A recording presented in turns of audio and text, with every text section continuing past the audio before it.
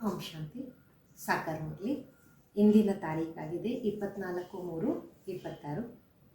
मीठे बच्चे, तुम्हें गृहस्थ व्यवहार में रहते कमल फूल समान पवित्र बनना है. एक बाबा की मत पर चलना, कोई भी डिसर्विस नहीं करना. ತಂದೆ ತಿಳಿಸ್ತಾರೆ, ಮಧುರಾದ ಮಕ್ಕಳೇ, ತಾವು ಗೃಹಸ್ಥ ವ್ಯವಹಾರದಲ್ಲಿ ಇರ್ತಾ ಕಮಲ ಪುಷ್ಪ ಸಮಾನ ಪವಿತ್ರರಾಗಬೇಕು. ಒಬ್ಬ ತಂದೆಯ ಮತದಂತೆ ನಡಿಬೇಕು. ಯಾವುದೇ ಡಿಸ್ಸರ್ವಿಸನ್ನು ಮಾಡಬಾರ್ದಾಗಿದೆ.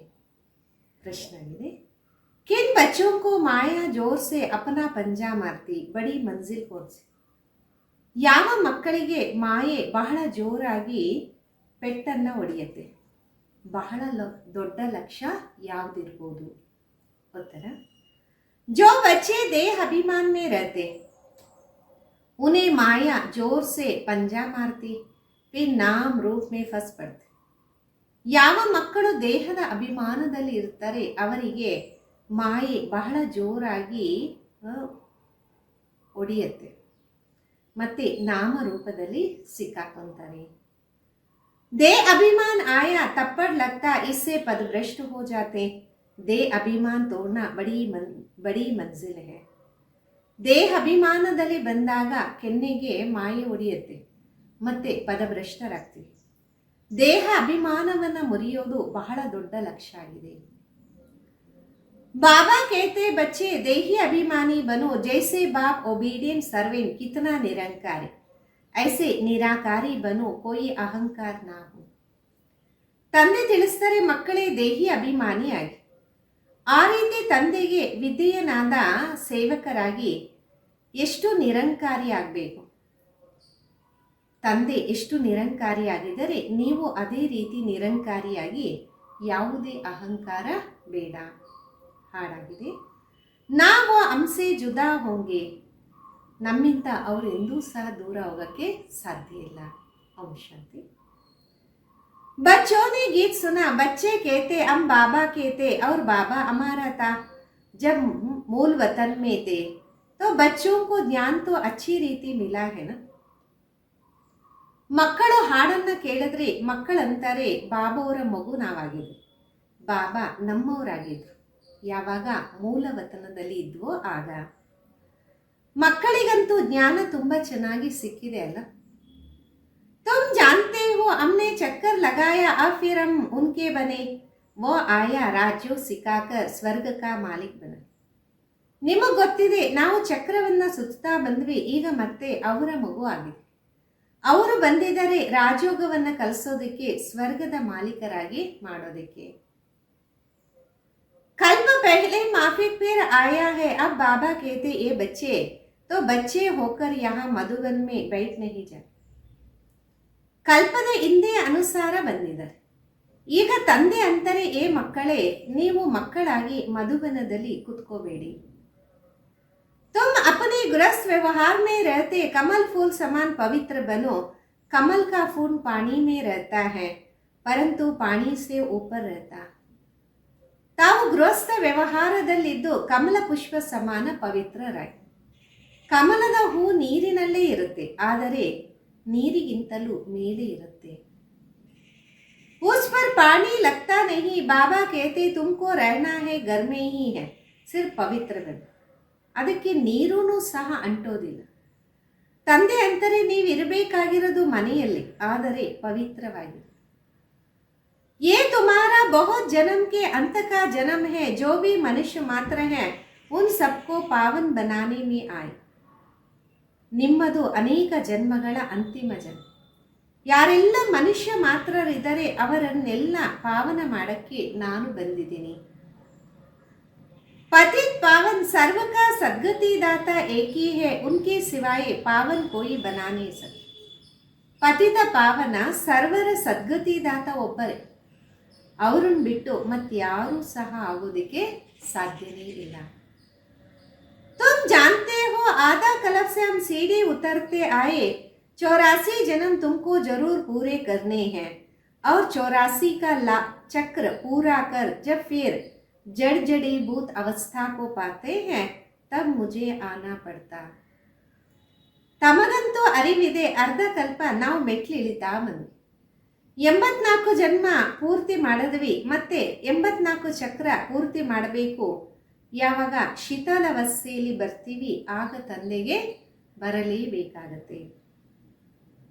बीच में और कोई पतित से पावन बना नहीं सकता, कोई भी ना बाप को ना रचना को जानते. ಮಧ್ಯದಲ್ಲಿ ಯಾರು ಪತಿತರಿಂದ ಪಾವನ ಮಾಡಕ್ ಸಾಧ್ಯ ಇಲ್ಲ. ತಂದೆಯನ್ನಾಗಲಿ ರಚನೆಯನ್ನ ಯಾರು ತಿಳ್ಕೊಂಡಿರಲ್ಲ. ड्रामा अनुसार सबको कलयुग में पति तमो प्रधान बनना है, बाबा आकर सबको पावन बनाए शांतिधाम ले जा. ಡ್ರಾಮಾ ಅನುಸಾರ ಎಲ್ಲರನ್ನ ಕಲಿಯುಗದಿಂದ ಅಂದರೆ ಪತಿತರು ತಮೋ ಪ್ರಧಾನ ಆಗಲೇಬೇಕು. ತಂದೆ ಬಂದು ಎಲ್ಲರನ್ನ ಪಾವನ ಮಾಡಿ ಶಾಂತಿಧಾಮಕ್ಕೆ ಕರ್ಕೊಂಡು ಹೋಗ್ತಾರೆ. और तुम बाबा से सुखधाम का वर्षा पाते हो, सतयुग में कोई सुख होता ही नहीं. ತಾವು ತಂದೆಯಿಂದ ಸುಖಧಾಮದ ಆಸ್ತಿಯನ್ನು ಪಡಿತೀರ. ಸತ್ಯುಗದಲ್ಲಿ ಯಾವುದೇ ದುಃಖ ಇರೋದೇ ಇಲ್ಲ.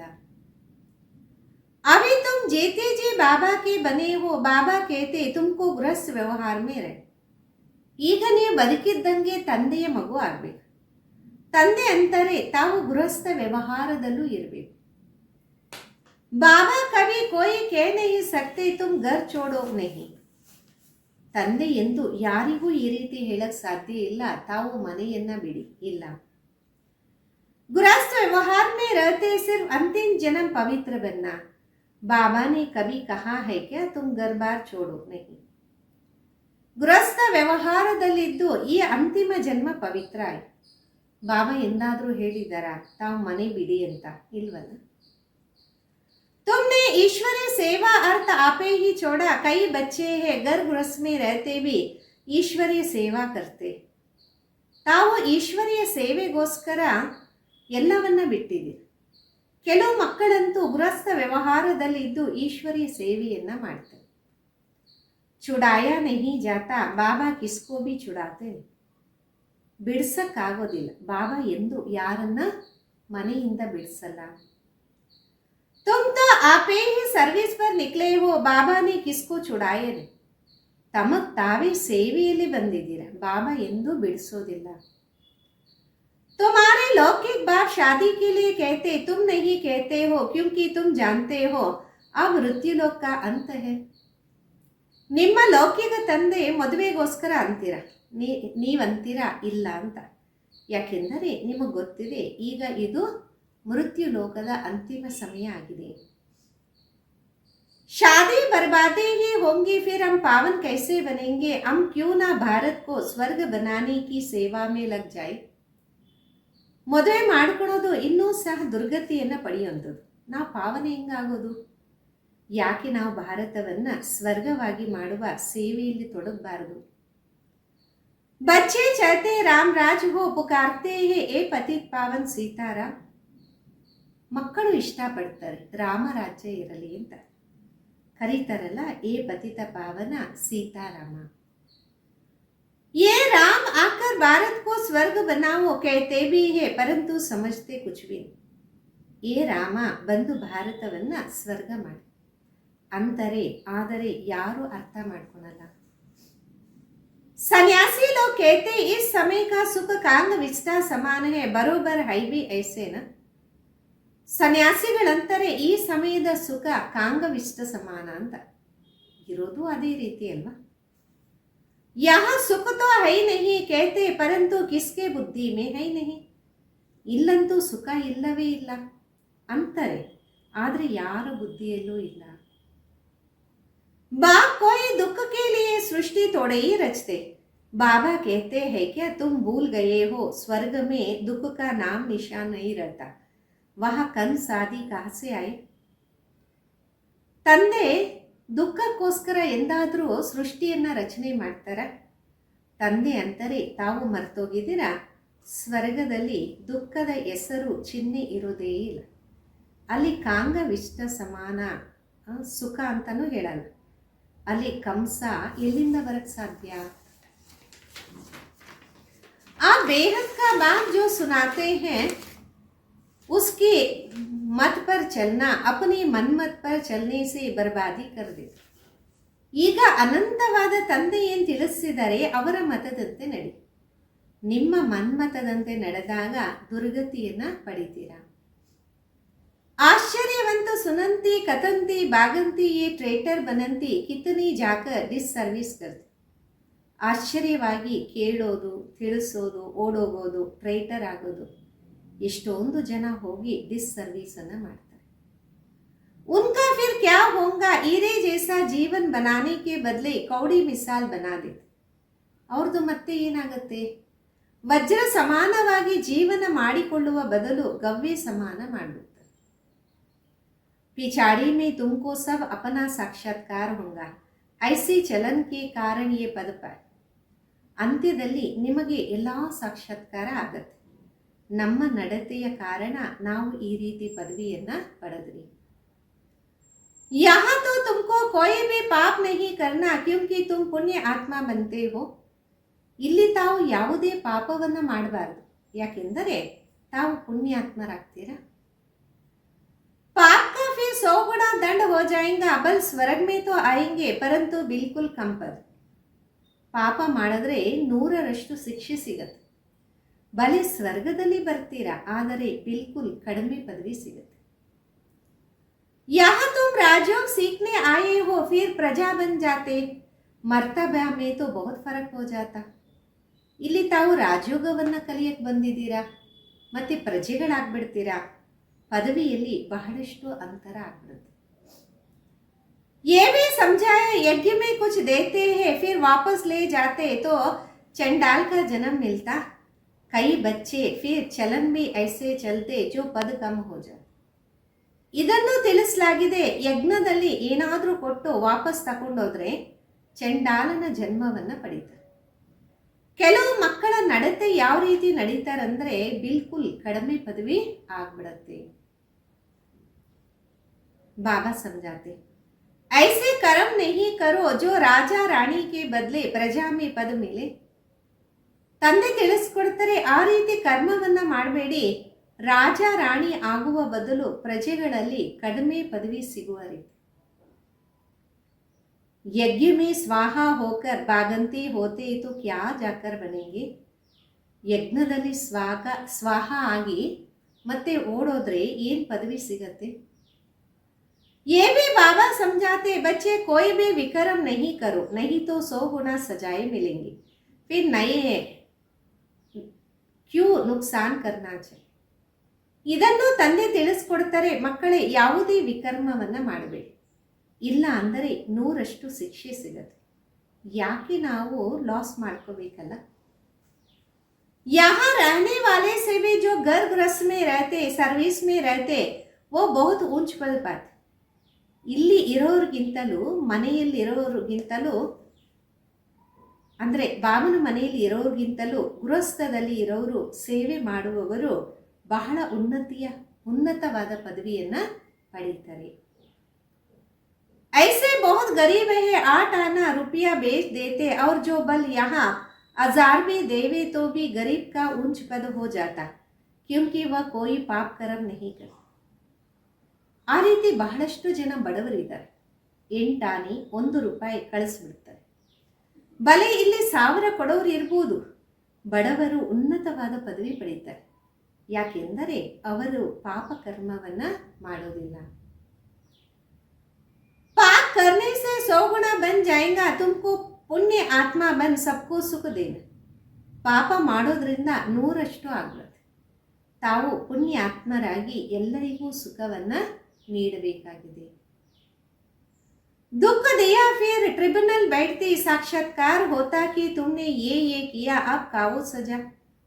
ದುಃಖ ಕೊಟ್ರೆ ಧರ್ಮರಾಜನ ಸಭೆ ಕುತ್ಕೊಳತ್ತೆ, ಸಾಕ್ಷಾತ್ಕಾರ ಆಗತ್ತೆ, ತಾವು ಇದೆಲ್ಲ ಮಾಡಿದ್ರೆ ಈಗ ಶಿಕ್ಷೆಯನ್ನ ಪಡಿ. पद भी भ्रष्ट हो जाएगा सुनते भी रहते फिर भी कई बच्चे उल्टी चलन चलते रहे. ಪದವಿನೂ ಭ್ರಷ್ಟ ಆಗತ್ತೆ, ಕೇಳುತ್ತಾನೆ ಇರ್ತಾರೆ, ಆದರೂ ಕೆಲವು ಮಕ್ಕಳು ಉಲ್ಟಾ ನಡತೆಯಲ್ಲಿ ನಡೀತಾ ಇರ್ತಾರೆ.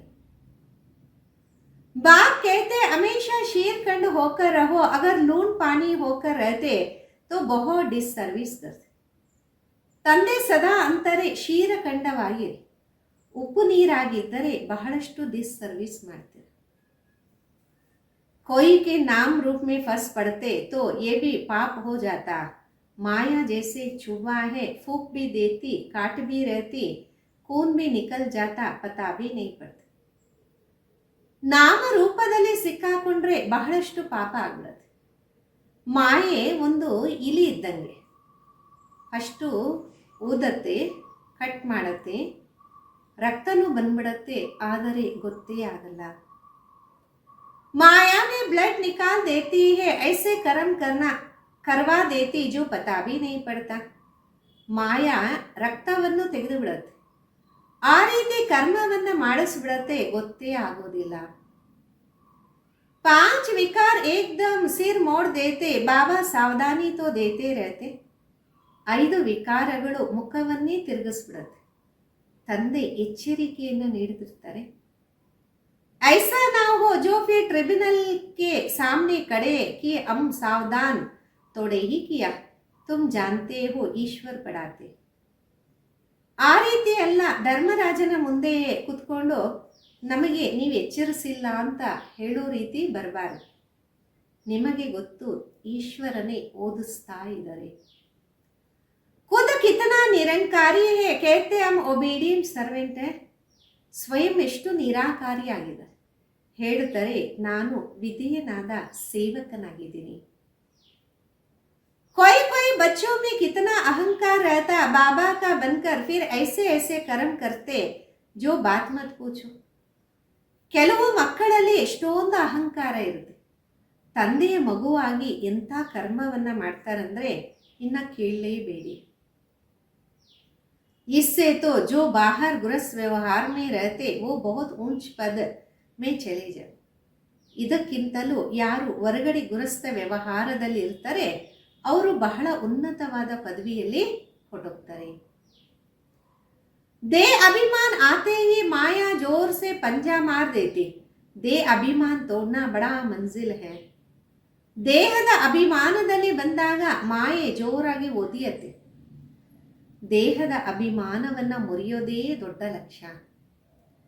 देह अभिमान आया और थप्पड़ लगा तो देह अभिमान आना ही क्यों चाहिए जो पदभ्रष्ट हो जाए. ದೇಹ ಅಭಿಮಾನ ಬಂತು ಅಂದರೆ ಕೆನ್ನೆಗೆ ಬಾರಿಸ್ತು. ದೇಹ ಅಭಿಮಾನ ಯಾಕೆ ಬರಬೇಕು, ಪದವಿ ಕಡಿಮೆ ಆಗುವ ರೀತಿ. ऐसा न हो वहां जाकर झाड़ू लगाना पड़े. अब अगर बाबा से कोई पूछे तो बाबा बता देते. ಆ ರೀತಿ ಆಗಬಾರ್ದು, ಅಲ್ಲಿ ನಾವು ಹೋಗಿ ಗುಡಿಸೋ ರೀತಿ. ಬಾಬಾ ಎಲ್ಲವನ್ನ ಕೇಳಿದ್ರೆ ತಿಳಿಸ್ಬಿಡ್ತಾರೆ. खुद भी समझ सकते मैं कितनी सेवा करता, हमने कितनों को सुख दिया. ಸ್ವಯಂ ಅರ್ಥ ಮಾಡ್ಕೋಬಹುದು, ನಾವೆಷ್ಟು ಸೇವೆ ಮಾಡಿದ್ವಿ, ಎಷ್ಟು ಜನಕ್ಕೆ ಸುಖ ಕೊಟ್ಟಿದ್ದೀವಿ. ಬಾಬಾ ಮಮ್ಮ ಸಬ್ಕೋ ಸುಖ ದೇತೆ, ಕಿತನಾ ಖುಷ್ ಹೋತೆ ಹೇ. ಮಮ್ಮ ಬಾಬಾ ಎಷ್ಟು ಸುಖವನ್ನ ಕೊಡ್ತಾರೆ, ಎಷ್ಟು ಜನ ಕೊಡ್ತಾರೆ, ಎಷ್ಟು ಖುಷಿ ಆಗ್ತಾರೆ. बाबा बॉम्बे में कितनी ज्ञान की डांस करते थे, छात्रक बहुत थे. बाबा कहते बहुत छात्रक के सामने ज्ञान की डांस करता हूँ तो अच्छी अच्छी पॉइंट्स निकलता है. ಬಾಬಾ ಹೇಳ್ತಾರೆ, ಯಾರು ಬಹಳ ಚಾತ್ರಕರಾಗಿ ಮುಂದೆ ಕೂತಿರ್ತಾರೆ ಅವರ ಮುಂದೆ ಜ್ಞಾನದ ನೃತ್ಯವನ್ನ ಮಾಡ್ತೀನಿ ಅಂದರೆ ಒಳ್ಳೊಳ್ಳೆ ಪಾಯಿಂಟ್ಸು ನನ್ನಿಂದ ಹೊರಗಡೆ ಬರುತ್ತೆ. छात्र खींचते हैं हमको भी ऐसा बनना है तब तो फॉलो करेंगे. ಛಾತ್ರಕರಾಗಿರೋರು ಎಳಿತಾರೆ, ನಮಗೂ ಇಂಥ ರೀತಿ ಆಗಲೇಬೇಕು, ಆಗ ಫಾಲೋ ಮಾಡ್ಬೋದು. श्रीमत पर चलना, अपने मनमत पर चलकर बदनामी कर देते तो बहुत नुकसान हो पड़ते. ಶ್ರೀಮತದಂತೆ ನಡೀಬೇಕು, ತಮ್ಮ ಮನ್ಮತದಂತೆ ನಡೆದಾಗ ಹೆಸರು ಕೆಟ್ಟೋಗತ್ತೆ, ಬಹಳಷ್ಟು ಲಾಸ್ ಆಗತ್ತೆ. अभी बाप तुमको समझदार बनाते, भारत स्वर्ग था ना, अब ऐसा कोई थोड़े ही समझता. ಈಗ ತಂದೆ ನಿಮಗೆ ತುಂಬ ತಿಳುವಳಿಕೆ ಉಳ್ಳವರಾಗಿ ಮಾಡ್ತಾರೆ, ಭಾರತ ಸ್ವರ್ಗ ಆಗಿತ್ತು, ಇವಾಗ ಆ ರೀತಿ ತಿಳಿಸಲಾಗತ್ತಾ. भारत जैसा पावन कोई देश नहीं कहते लेकिन समझते नहीं, हम भारतवासी स्वर्गवासी थे, वहाँ अतः सुख था. ಭಾರತದ ರೀತಿ ಬೇರೆ ಯಾವುದೇ ದೇಶ ಪಾವನ ಇರಲ್ಲ, ಹೇಳ್ತಾರೆ, ಆದರೆ ಅರ್ಥ ಮಾಡ್ಕೊಳಲ್ಲ. ಭಾರತವಾಸಿ ಸ್ವರ್ಗವಾಸಿ ಆಗಿದ್ರು ಅಲ್ಲಿ ಬೇಕಾದಷ್ಟು ಸುಖ ಇತ್ತು. गुरु नानक में भगवान की महिमा गाई कि वह आकर मूत पलिती कपड़ दोए, जिनकी ही महिमा है एको ओंकार, शिवलिंग के बदले अकाल तख्त नाम रख दिया. ಗುರು ನಾನಕ್ ಮಹಿಮೆ ಮಾಡಿದರೆ ಬಂದು ಕಲ್ಮಶವಾದ ಬಟ್ಟೆಯನ್ನು ಒಗಿತಾರೆ ಅಂತ. ಯಾರ ಮಹಿಮೆ ಮಾಡಿದ್ರು ಅವರ ಬಗ್ಗೆ ಹೇಳ್ತಾರೆ ಏಕೋ ಓಂಕಾರ, ಶಿವಲಿಂಗದ ಬದಲು ಅಕಾಲ ತಖ್ತ ಸಿಂಹಾಸನ ಅಂತ ಹೆಸರನ್ನ ಇಟ್ಬಿಟ್ಟಿದ್ದಾರೆ. आप बाप तुमको सारी सृष्टि का राज समझाते, बच्चे एक भी पाप नहीं करना नहीं तो 100 गुना हो जाए. ಈಗ ತಂದೆ ನಿಮಗೆ ಇಡೀ ಸೃಷ್ಟಿಯ ರಹಸ್ಯವನ್ನ ತಿಳಿಸ್ತಾರೆ. ಮಕ್ಕಳೇ, ಒಂದು ಪಾಪವನ್ನು ಮಾಡಬೇಡಿ, ಇಲ್ಲ ಅಂದರೆ 100ರಷ್ಟು ಶಿಕ್ಷೆ ಆಗುತ್ತೆ. ಮೇರಾ ನಿಂದಾ ಕರಾಯಿ ತೋ ಪದಭ್ರಷ್ಟ ಹೋ ಜಾಯೇಗಾ, ಬಹುತ್ ಸಂಭಾಲ್ ಕರ್ನೆ. ನನ್ನ ನಿಂದನೆಯನ್ನ ಮಾಡಿದ್ರೆ ಪದಭ್ರಷ್ಟರಾಗ್ತೀರ, ಬಹಳಷ್ಟು ಸಂಭಾಲನೆ ಮಾಡಿ. ಅಪನಾ ಜೀವನ ಈರೆ ಜೈಸಾ ಬನಾವೋ ನಹಿ ತೋ ಬಹುತ್ ಪಶ್ಚಾತ್ತಾಪ ಕರೆ. ತಮ್ಮ ಜೀವನವನ್ನ ವಜ್ರ ಸಮಾನ ಮಾಡಿಕೊಡಿ, ಇಲ್ಲ ಅಂದರೆ ಬಹಳ ಪಶ್ಚಾತ್ತಾಪ ಆಗುತ್ತೆ. जो कुछ उल्टा किया वो अंदर में खाता रहेगा, क्या कलप कलप हम ऐसे करेंगे जिससे नीच पद पाए. ಏನೆಲ್ಲ ಉಲ್ಟಾ ಕೆಲಸ ಕರ್ಮ ಮಾಡ್ತಾರೆ ಅದು ಆಂತರ್ಯದಲ್ಲಿ ತಿಂತಾ ಇರುತ್ತೆ. ಕಲ್ಪ ಕಲ್ಪ ನಾವು ಈ ರೀತಿ ನೀಚ ಪದವಿಯನ್ನು ಪಡಿಬೇಕಾ? बाबा कहते मम्मा बाबा को फॉलो करना चाहते हो तो सच्चाई से सर्विस करो, माया तो कहाँ ना कहाँ से गूसा मारे. ತಂದೆ ತಿಳಿಸ್ತಾರೆ, ಮಮ್ಮ ಬಾಬುವರನ್ನ ಫಾಲೋ ಮಾಡಬೇಕು ಅಂತ ಇಷ್ಟಪಟ್ರೆ ಸತ್ಯವಾಗಿ ಸೇವೆ ಮಾಡಿ, ಮಾಯೆ ಕೆಲವೊಂದು ಕಡೆ ನುಗ್ಗಿ ಬಿಡುತ್ತೆ. सेंटर्स के हेड को बिल्कुल निरंकारी होकर रहना, बाबा देखो कितना निरंकारी है. ಸೆಂಟರ್ಸ್ ಹೆಡ್ಸ್ ಯಾರಿದ್ದಾರೆ ಅವರು ಬಿಲ್ಕುಲ್ ನಿರಂಕಾರಿಯಾಗಿರಬೇಕು. ತಂದೆ ನೋಡಿ ಎಷ್ಟು ನಿರಂಕಾರಿಯಾಗಿದೆ. ಕೈ ಬಚ್ಚೆ ದೂಸರೆ ಸೆ ಸರ್ವಿಸ್ ಲೇತೆ, ಬಾಬಾ ಕಿತನಾ ನಿರಂಕಾರಿ. ಕೆಲವು ಮಕ್ಕಳು ಬೇರೆಯವರಿಂದ ಸೇವೆ ತಗೊಂತಾರೆ, ತಂದೆ ಎಷ್ಟು ನಿರಂಕಾರಿಯಾಗಿದೆ. कभी किस पर गुस्सा नहीं करते, बच्चे अगर ना फरमान बरदार हो तो बाबा उनको समझा सकते. ಯಾರ ಮೇಲೇನೂ ಕೋಪನೇ ಮಾಡಲ್ಲ. ಮಕ್ಕಳು ಎಷ್ಟು ಲಾಸ್ ಮಾಡ್ತಾರೆ ಅದಕ್ಕೆ ಬಾಬಾ ತಿಳಿಸ್ತಾ ಇರ್ತಾರೆ. ತುಮ್ ಕ್ಯಾ ಕರ್ತೆ ಹೋ ಬೇಹದ್ ಕಾ ಬಾಬಾ ಹಿ ಜಾನ್ತೆ, ಸಬ್ ಬಚ್ಚೆ ಏಕ್ ಸಮಾನ್ ಸಬೂತ್ ನಹಿ ಹೋತೆ ಕಪೂತ್ ಬಿ ಹೋ. ನೀವೇನು ಮಾಡ್ತೀರಾ ಅನಂತವಾದ ತಂದೆಗೆ ಗೊತ್ತಿದೆ. ಎಲ್ಲ ಮಕ್ಕಳು ಒಂದೇ ಸಮಾನ ಒಳ್ಳೆಯವರಾಗಕ್ಕಾಗಲ್ವಲ್ಲ, ಆ ರೀತಿ ಈ ರೀತಿ ಇದ್ದೇ ಇರ್ತಾರೆ. ಬಾಬಾ ಸಮಜಾನಿ ದೇತೆ ಡೇರ್ ಬಚ್ಚೆ, ಬಾಬಾ ತಿಳುವಳಿಕೆಯನ್ನ ಕೊಡ್ತಾರೆ, ಅನೇಕ ಜನ ಮಕ್ಕಳಿದ್ದಾರೆ. ये तो रुद्धि को पाते हजारों के अंदाज में हो जाएंगे, तो बाबा बच्चों को सावधानी भी देते, कोई गफलत नहीं करो. ವೃದ್ಧಿಯನ್ನ ಪಡೀತಾ ಸಾವಿರಾರು ಅಂದಾಜಿನಲ್ಲಿ ಆಗ್ಬಿಡ್ತಾರೆ. ತಂದೆ ಮಕ್ಕಳಿಗೆ ಎಚ್ಚರಿಕೆಯನ್ನ ಕೊಡ್ತಾರೆ, ಯಾವುದೇ ತಪ್ಪನ್ನ ಮಾಡಬೇಡಿ. यहाँ पतित से पावन बनने आए हो तो कोई भी पतित काम नहीं करो. ಇಲ್ಲಿ ಪತಿತರಿಂದ ಪಾವನ ಆಗಕ್ ಬಂದಿದ್ದೀರಾ ಅಂದ ಮೇಲೆ ಯಾವುದೇ ಪತಿತ ಕೆಲಸವನ್ನ ಮಾಡಬೇಡಿ. ನಾ ನಾಮ್ ರೂಪ ಮೇ ಫಸ್ನಾ, ನಾ ದೇಹ ಅಭಿಮಾನ ಮೇ ಆನ. ನಾಮರೂಪದಲ್ಲೂ ಸಿಕ್ಕಾಕೋಬೇಡಿ, ದೇಹ ಅಭಿಮಾನದಲ್ಲೂ ಬರಬೇಡಿ. ದೇಹಿ ಅಭಿಮಾನಿ ಹೋ, ಬಾಬಾ ಕೋ ಯಾದ್ ಕರ್ತೆ ರಹೋ, ಶ್ರೀಮತ್ ಪರ್ ಚಲ್ತೆ ರಹೋ. ಮಾಯಾ ಬಡಿ ಪ್ರಬಲ ಹೇ, ಬಾಬಾ ಸಬ್ ಕುछ ಸಮಜಾ ದೇ. ಆತ್ಮಿಕ ಸ್ಮೃತಿಯಲ್ಲಿದ್ದು ತಂದೆಯನ್ನ ನೆನಪು ಮಾಡಿ, ಶ್ರೀಮತದಂತೆ ನಡೀತಾ ಇರಿ.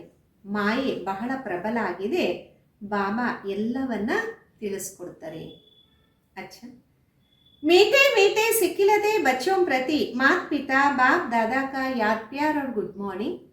रूहानी बाप की रूहानी बच्चों को नमस्ते. हम रूहानी बच्चों की रूहानी माता पिता बाप दादा को याद प्यार गुड मॉर्निंग और नमस्ते. धारणेಗೋಸ್ಕರ मुख्य सार, बाप समान निरंकारी बनना, किसी से सेवा नहीं लेनी है, किसी को दुख नहीं देना, ತಂದೆಯ ಸಮಾನ ನಿರಂಕಾರಿಯಾಗಿ. ಯಾರಿಂದಲೂ ಸೇವೆಯನ್ನು ತಗೋಬೇಡಿ, ಯಾರಿಗೂ ದುಃಖವನ್ನ ನೀಡಬೇಡಿ. ಐಸಾ ಕೋಯಿ ಪಾಪ್ ಕರ್ಮ ನಹಿ ಹೋ ಜಿಸ್ಕಿ ಸಜಾ ಕಾನಿ ಪಡೆ. ಆ ರೀತಿ ಯಾವುದೇ ಪಾಪಕರ್ಮ ಆಗಬಾರ್ದು, ಅದರಿಂದ ಶಿಕ್ಷೆ ಪಡೆಯುವ ರೀತಿ. ಆಪಸ್ ಮೇ ಶೀರ್ಖಂಡ್ ಹೋಕರ, ಪರಸ್ಪರ ಶೀರಖಂಡವಾಗಿ ಇರಿ. ಎರಡನೇದು, ಏಕ್ ಬಾಬಾ ಕಿ ಶ್ರೀಮತ್ ಪರ್ ಚಲನಾ ಅಪನಾ ಮನ್ಮತ್ ಪರ್ ನಹಿ. ಒಬ್ಬ ತಂದೆಯ ಶ್ರೀಮತದಂತೆ ನಡೀರಿ, ತಮ್ಮ ಮನ್ಮತದಂತೆ ಅಲ್ಲ. ವರದಾನ, सेकंड में देह रूपी चोले से न्यारा बन कर्म भोग पर विजय प्राप्त करने वाले सर्वशक्ति संपन्न. ಸೆಕೆಂಡಿನಲ್ಲಿ ದೇಹ ಅನ್ನುವ ವಸ್ತ್ರದಿಂದ ಅತೀತರಾಗಿ ಕರ್ಮದ ಭೋಗದ ಮೇಲೆ ವಿಜಯವನ್ನ ಪಡೆಯುವಂತವರು ಸರ್ವಶಕ್ತಿ ಸಂಪನ್ನ ಭವ. जब कर्म भोग का जोर होता कर्मेंद्रिय कर्म भोग के वश अपनी तरफ आकर्षित करती है. अर्थात जिस समय बहुत दर्द हो रहा है ऐसे समय पर कर्म भोग को कर्म योग में परिवर्तन करने वाले साक्षी हो कर्मेंद्रियों से भोगने वाले सर्वशक्ति संपन्न अष्टरत्न विजयी कहलाते.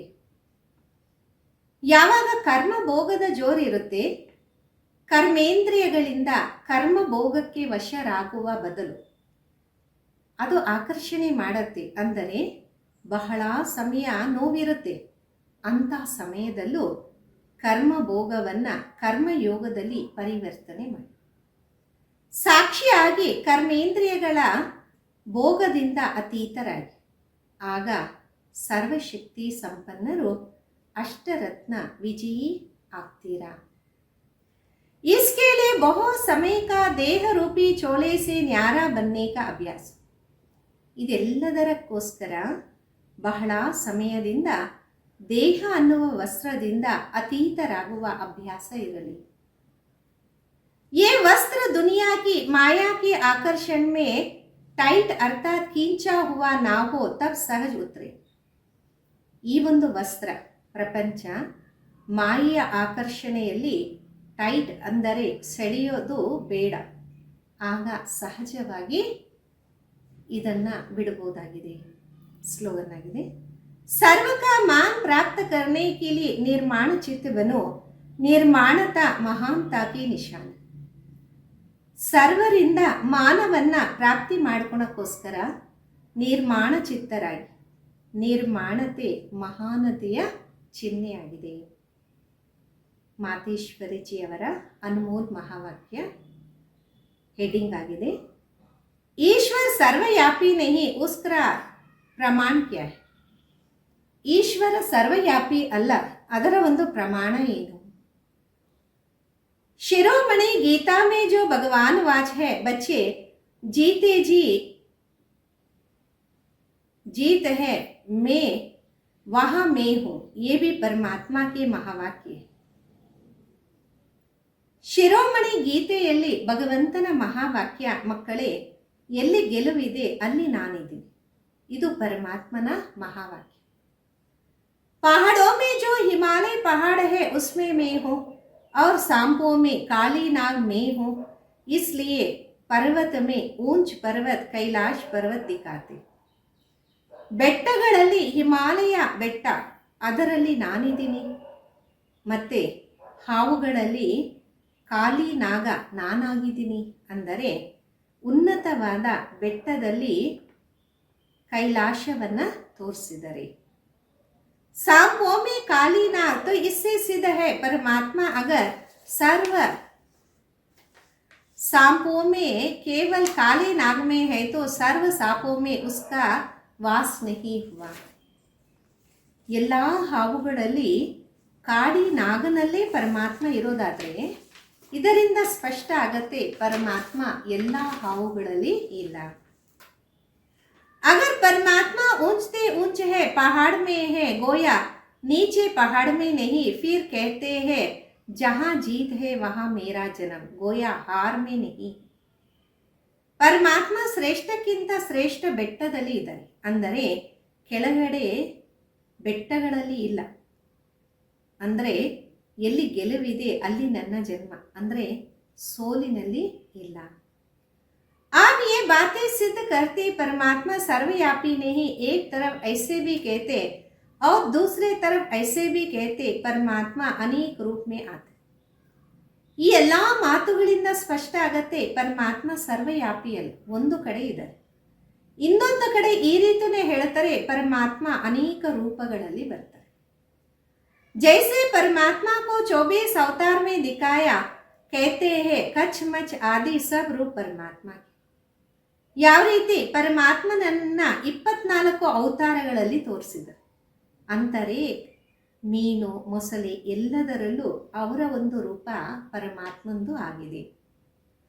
अब ये है इनों का मिथ्या ज्ञान, ऐसे परमात्मा को सर्वस्त्र समझ बैठे हैं. ಈಗ ಇದಾಗಿದೆ ಅವ್ರದ್ದು ಮಿಥ್ಯ ಜ್ಞಾನ.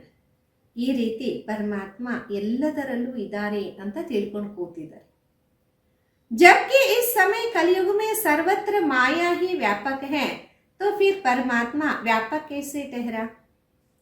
ಈ ಕಲಿಯುಗದಲ್ಲಿ ಎಲ್ಲ ಕಡೆನೂ ಮಾಯನೇ ವ್ಯಾಪಕವಾಗಿದೆ, ಮತ್ತೆ ಪರಮಾತ್ಮ ಎಲ್ಲ ಕಡೆ ವ್ಯಾಪಕ ಹಿಂಗಾಗಕ್ಕೆ ಸಾಧ್ಯ? गीता में भी कहते कि मैं फिर माया में व्यापक नहीं, इससे सिद्ध है परमात्मा सर्वत्र नहीं. ಗೀತೆಯಲ್ಲಿ ಹೇಳಿದರೆ ನಾನು ಮಾಯೆಯಲ್ಲಿ ವ್ಯಾಪಕನಾಗಿಲ್ಲ, ಇದರಿಂದ ಸಿದ್ಧ ಆಗತ್ತೆ ಪರಮಾತ್ಮ ಎಲ್ಲ ಕಡೆ ಇಲ್ಲ. ಎರಡನೇ ಪಾಯಿಂಟು, ನಿರಾಕಾರಿ ದುನಿಯಾ ಆತ್ಮ ಪರಮಾತ್ಮ ಕೆ रहने का ಸ್ಥಳ. ನಿರಾಕಾರಿ ಪ್ರಪಂಚ ಆತ್ಮ ಮತ್ತು ಪರಮಾತ್ಮನ ಇರುವಂತಹ ಸ್ಥಾನ. अब ये तो हम जानते हैं जब हम निराकारी दुनिया कहते तो निराकार का अर्थ ये नहीं उनका कोई आकार नहीं है. ಈಗ ಇದು ಸಹ ನಮಗೆ ಅರಿವಾಗಿದೆ. ಯಾವಾಗ ನಾವು ನಿರಾಕಾರಿ ಪ್ರಪಂಚ ಅಂತೀವಿ, ನಿರಾಕಾರನ ಅರ್ಥ ಆ ರೀತಿ ಅಲ್ಲ, ಅದಕ್ಕೆ ಆಕಾರನೇ ಇಲ್ಲ. जैसे हम निराकारी दुनिया कहते तो इसका मतलब है जब कोई दुनिया है. ನಾವು ನಿರಾಕಾರಿ ಪ್ರಪಂಚ ಅಂತೀವಿ ಅಂದರೆ ಇದರ ಅರ್ಥ ಇನ್ನೊಂದು ಪ್ರಪಂಚನೂ ಇದೆ. परंतु उसका स्थूल सृष्टि माफिक आकार नहीं, ऐसे परमात्मा निराकार है लेकिन उनका अपना रूप आवश्यक है. ಆದರೆ ಸ್ಥೂಲವಾದ ಸೃಷ್ಟಿ ತರ ಆಕಾರ ಅಲ್ಲಿ ಇಲ್ಲ. ಯಾವ ರೀತಿ ಪರಮಾತ್ಮ ನಿರಾಕಾರ ಆಗಿದ್ದಾರೆ, ಆದರೆ ಅವರಿಗೆ ಸ್ಥೂಲ ರೂಪದ ಅವಶ್ಯಕತೆ ಇಲ್ಲ. तब आत्मा परमात्मा का दाम निराकारी दुनिया. तो जब हम इस दुनिया अक्षर कहते तो इससे सिद्ध है दुनिया है. ನಾನು ಆತ್ಮ ಮತ್ತು ಪರಮಾತ್ಮ ನಿರಾಕಾರಿ ಪ್ರಪಂಚದ ನಿವಾಸಿ. ಅಂದರೆ ನಾವು ಪ್ರಪಂಚ ಅನ್ನುವ ಅಕ್ಷರವನ್ನು ತಿಳಿಸ್ತಿದ್ದೀವಿ ಅಂದರೆ ಇದರಿಂದ ಸಿದ್ಧ ಆಗತ್ತೆ ಪ್ರಪಂಚ ಇದೆ. और वहाँ रहते तभी तो दुनिया का नाम पड़ा. अब दुनियावी लोग तो समझते परमात्मा का रूप भी अखंड ज्योति तत्व है. ಅಲ್ಲಿ ಇರ್ತೀವಿ, ಅದಕ್ಕೆ ಪ್ರಪಂಚದ ಹೆಸರು ಬಿದ್ದಿದೆ.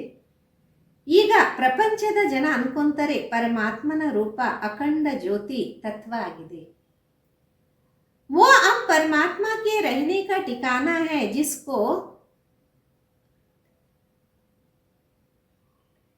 Retired home ಕೇತ್. ಅದಾಗಿದೆ ಪರಮಾತ್ಮನು ಇರುವಂತಹ ಸ್ಥಾನ, ರಿಟೈರ್ಡ್ ಹೋಮ್ ಅಂತ ಹೇಳ್ಬೋದು. तो हम परमात्मा के घर को परमात्मा नहीं कह सकते. अब दूसरी आकारी दुनिया जहाँ ब्रह्मा विष्णु शंकर देवताएं आकारी रूप में रहते. ಪರಂಧಾಮ ಮನೆಗೆ ನಾವು ಪರಮಾತ್ಮ ಅಂತ ಹೇಳಕ್ಕಾಗಲ್ಲ. ಮತ್ತೆ ಎರಡನೇದು ಆಕಾರಿ ಪ್ರಪಂಚ, ಅಲ್ಲಿ ಬ್ರಹ್ಮ ವಿಷ್ಣು ಶಂಕರ ದೇವತೆಗಳು ಆಕಾರಿ ರೂಪದಲ್ಲಿ ಇರ್ತಾರೆ. और ये है साकारी दुनिया जिसके दो भाग है. एक है निराकारी स्वर की दुनिया जहाँ आधा कल्प सर्वदा सुख है, पवित्रता और शांति. ಮತ್ತೆ ಇದು ಸಾಕಾರಿ ಪ್ರಪಂಚ, ಇಲ್ಲಿ ಎರಡು ಭಾಗ ಇದೆ. ಒಂದು ನಿರ್ವಿಕಾರಿ ಸ್ವರ್ಗದ ಪ್ರಪಂಚ, ಇಲ್ಲಿ ಅರ್ಧ ಕಲ್ಪ ಸದಾ ಸುಖ, ಪವಿತ್ರತೆ, ಶಾಂತಿ ಇರುತ್ತೆ. दूसरी है विकारी कलियुगी दुख अशांति की दुनिया. ಇನ್ನೊಂದು ವಿಕಾರಿ ಕಲಿಯುಗಿ ದುಃಖ ಮತ್ತು ಅಶಾಂತದ ಪ್ರಪಂಚ. ಆ वो दो दुनिया क्यों कहते हैं? ಇವಾಗ ಅವರು ಎರಡು ಪ್ರಪಂಚ ಅಂತ ಏಕಂತಾರೆ? क्योंकि ये जो मनुष्य कहते स्वर्ग और नरक दोनों परमात्मा की रची हुई दुनिया. ಯಾಕೆಂದರೆ ಅವರಂತಾರೆ ಸ್ವರ್ಗ ನರಕ ಪರಮಾತ್ಮನೇ ರಚನೆ ಮಾಡಿರುವ ಪ್ರಪಂಚ. इस पर परमात्मा के महावाक्य है बच्चे, मैंने कोई दुख की दुनिया नहीं रची, जो मैंने दुनिया रची वो सुख की रची. ಈಗ ಪರಮಾತ್ಮನ ಮಹಾವಾಕ್ಯ ಮಕ್ಕಳೇ, ನಾನೇನು ದುಃಖದ ಪ್ರಪಂಚವನ್ನು ರಚನೆ ಮಾಡಿಲ್ಲ, ನಾನು ರಚನೆ ಮಾಡಿದ್ದು ಸುಖದ ಪ್ರಪಂಚ. अब ये जो दुख और अशांति की दुनिया वो मनुष्य आत्माएं अपने आप को मुझ परमात्मा को भूलने कारण ये हिसाब किताब भोग रहे. ಈಗ ಈ ದುಃಖ ಮತ್ತು ಅಶಾಂತಿ ಪ್ರಪಂಚ ಏನು ಮನುಷ್ಯಾತ್ಮರು ತಮಗೋಸ್ಕರ ತಾವು ರಚನೆ ಮಾಡಿಕೊಂಡಿದ್ದಾರೆ, ಅವರು ನನ್ನ ತಂದೆಯನ್ನ ಮರೆತ ಕಾರಣ ಲೆಕ್ಕಾಚಾರವನ್ನ ಭೋಗಿಸ್ತಾ ಇದ್ದಾರೆ. बाकी ऐसे नहीं जिस समय सुख और पुण्य की दुनिया है वहाँ कोई सृष्टि नहीं चलता. ಬಾಕಿ ಆ ರೀತಿಯಲ್ಲ, ಯಾವ ಸಮಯದಲ್ಲಿ ಸುಖ ಮತ್ತು ಪುಣ್ಯದ ಪ್ರಪಂಚ ಇರುತ್ತೆ ಅಲ್ಲಿ ಯಾವುದೇ ಸೃಷ್ಟಿ ನಡೆಯಲ್ಲ. हाँ अवश्य जब हम कहते हैं वहाँ देवताओं का निवास स्थान है तो वहाँ सब प्रवृत्ति चलती थी, परंतु इसका जरूरत था वहाँ विकारी पैदाइश नहीं थी जिस कारण इतना कर्म बंधन नहीं. हाँ ಅವಶ್ಯಕವಾಗಿ ಈ ರೀತಿ ಹೇಳ್ಬೋದು, ದೇವತೆಗಳ ನಿವಾಸ ಸ್ಥಾನ ಇತ್ತು, ಎಲ್ಲರೂ ಪ್ರವೃತ್ತಿಯಲ್ಲೇ ನಡೀತಿದ್ರು, ವಿಕಾರ ಇರಲಿಲ್ಲ. ಅಂದರೆ ವಿಕಾರದಿಂದ ಜನ್ಮ ಇಲ್ಲದೆ ಕಾರಣ ಕರ್ಮ ಬಂಧನ ಇರಲಿಲ್ಲ. उस दुनिया को कर्म बंधन रही स्वर्ग की दुनिया कहते. ಆ ಒಂದು ಪ್ರಪಂಚಕ್ಕೆ ಕರ್ಮ ಬಂಧನ ಇಲ್ಲದ ಸ್ವರ್ಗದ ಪ್ರಪಂಚ ಅಂತ ಹೇಳ್ಬೋದು. एक है निराकारी दुनिया, दूसरी है आकारी दुनिया, तीसरा है साकारी दुनिया.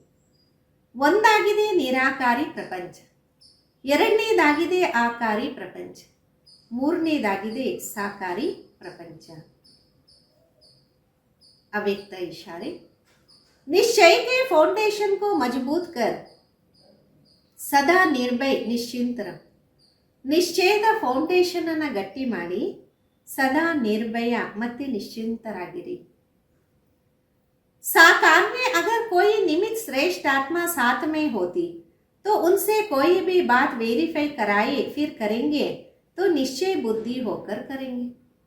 ಸಾಕಾರದಲ್ಲಿ ನಿಮಿತ್ತ ಶ್ರೇಷ್ಠ ಆತ್ಮಗಳು ಜೊತೆಯಲ್ಲಿದ್ದಾಗ ಯಾವುದೇ ಮಾತನ್ನ ಕೇಳಿ ಮಾಡ್ತೀವಿ, ಆಗ ನಿಶ್ಚಯ ಬುದ್ಧಿಯಾಗಿ ಇರ್ತೀವಿ. निर्भयता और निश्चय दोनों गुण को सामने रख सके. ನಿರ್ಭಯತೆ ನಿಶ್ಚಯ ಎರಡೂ ಗುಣಗಳನ್ನು ಮುಂದೆ ಇಟ್ಕೋಬಹುದು. तो जहाँ सदा निश्चय और निर्भयता है वहाँ सदैव श्रेष्ठ संकल्प की विजय. ಎಲ್ಲಿ ಸದಾ ನಿಶ್ಚಯ ನಿರ್ಭಯತೆ ಇರುತ್ತೆ ಅಲ್ಲಿ ಸದಾ ಶ್ರೇಷ್ಠ ಸಂಕಲ್ಪದ ವಿಜಯ ಇರುತ್ತೆ. जो भी संकल्प करते हो अगर सदा निराकार साकार साथ व सम्मुख है तो वेरीफाई कराने के बाद निश्चय निर्भयता से करो, इससे समय भी वेस्ट नहीं जाए. ಏನೇ ಸಂಕಲ್ಪ ಮಾಡ್ತೀರಾ ಸದಾ ಸಾಕಾರ ಅಥವಾ ಆಕಾರ ರೂಪದಲ್ಲಿ ಮುಂದೆ ಇಡಿ, ವೆರಿಫೈ ಮಾಡಿ ನಂತರ ಮಾಡಿ, ಆಗ ನಿರ್ಭಯ ಮತ್ತು ನಿಶ್ಚಿಂತದಿಂದ ಮಾಡಬಹುದು. ಇದರಿಂದ ಸಮಯ ವ್ಯರ್ಥ ಆಗೋದಿಲ್ಲ. ಓಂ ಶಾಂತಿ.